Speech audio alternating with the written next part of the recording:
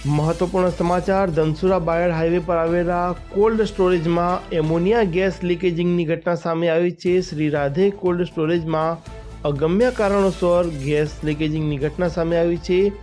Ammonia gas લીકેજિંગ થતાં અફરાતફરીનો પણ માહોલ સર્જાયો। સમગ્ર મામલાને લઈને મોડાસા નગરપાલિકાના ફાયર વિભાગને પણ જાણ કરવામાં આવી, ત્યારે ઘટના સ્થળ ઉપર પહોંચેલા ફાયરમેન સુનિલ માવી અને ફાયર વિભાગની જે ટીમ છે તેને સતર્કતાથી ગેસનો વાલ્વ બંધ કરીને પરિસ્થિતિ પર કાબૂ મેળવ્યો છે।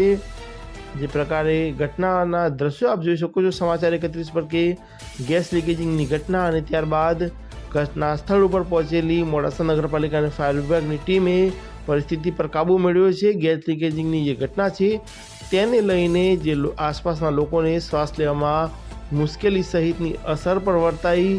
જો કે સદનસીબની વાત એ છે કે ઘટનામાં કોઈ પણ જાતની જાનહાનિ કે કોઈ પણ પ્રકારની જે અસર થઈ નથી, પરંતુ ગેસ લીકેજિંગની ઘટનાને લઈને અફરાતફરીનો માહોલ સર્જાયો।